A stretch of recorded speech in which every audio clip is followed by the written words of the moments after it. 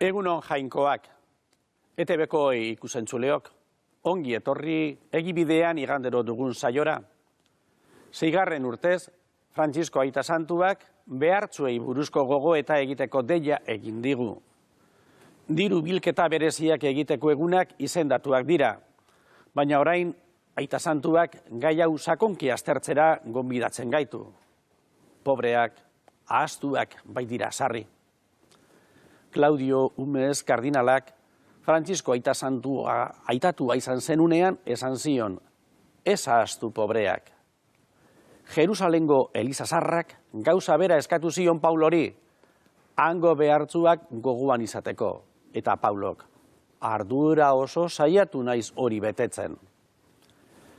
Jesukristo behartzu egin zen zuengatik, hitz hauen bitartez, Paulo apostoluak Korintoarrei adierazten dien nun dagoen oinarrituta, zenide behartzuekiko bere elkartasun konpromisua.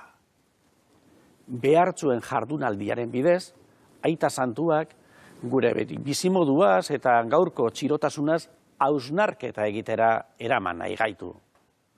Orain hilabete batzuk, pandemiatik irtetzen ari ginela, ekonomiaren indar berria somatzen genuen.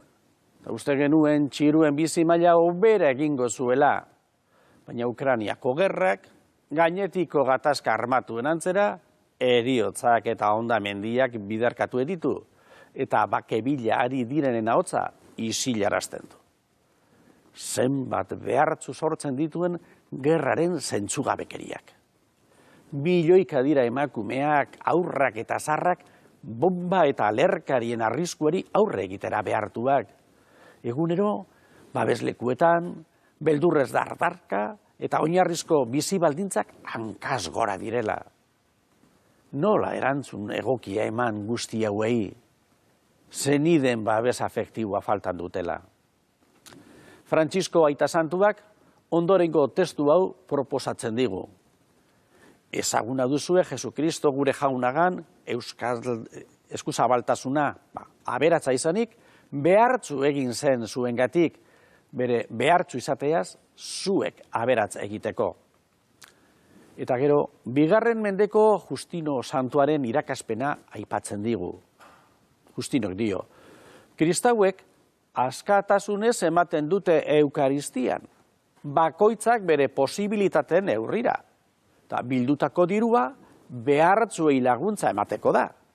Umezurtzei, alargunei, luzaroko gaixuei eta beharrizanean daudenei, baita espetxeratuei edo atzerritarrei ere bai.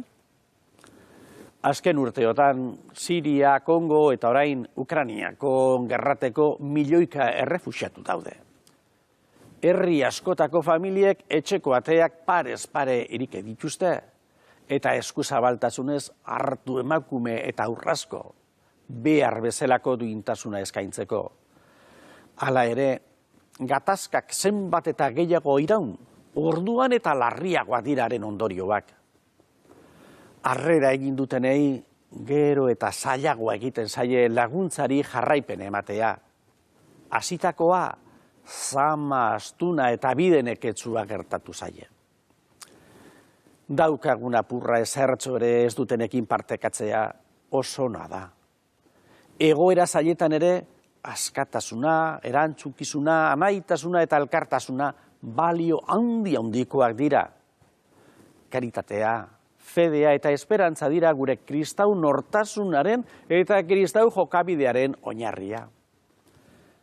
Premiazkoa da politika sozialetan bide, berri, zabalak eta sakonagoek aurkitzea. Orain txarte dio Aita Santuak, pobreekin edo pobreen modura lan gutxi egin da. Mundu mailako proiektua falta zaigu. Frantzisko Aita Santuak goratzen digu San Paulo Korintoarrei adierazitakoa. Arazoa ez da besteak lasaieteko zuek larri gertatzea, guztien berdintasuna bilatzea baizik. Jesusen ondasuna bere maitasuna da. Ez da inoren aurrean isten. Denekin jarrera irekia du. Batez ere baztertu eta txiroekin. Maitasunez bere buruaz ustu egin zen eta giza izaera hartu. maitasunagatik zerbitzari apala egin zen eriotzaraino, gurutzeko eriotzaraino. Aurten, maiatzaren 15ean, Charles de Foucault santu osoa izendatu zuen aita santuak. Aberatza jaio eta guztiari uko egin zion Jesusi jarraitzeko. Harekin behartzu egin zen guztien zenidea izateko. Saharako basamortuan luzaro bizi izan zen, isiltasunari, otoitzari eta pobrei oso osorik emana. Kristau pobreziaren testigantza eredugarria eman zuen.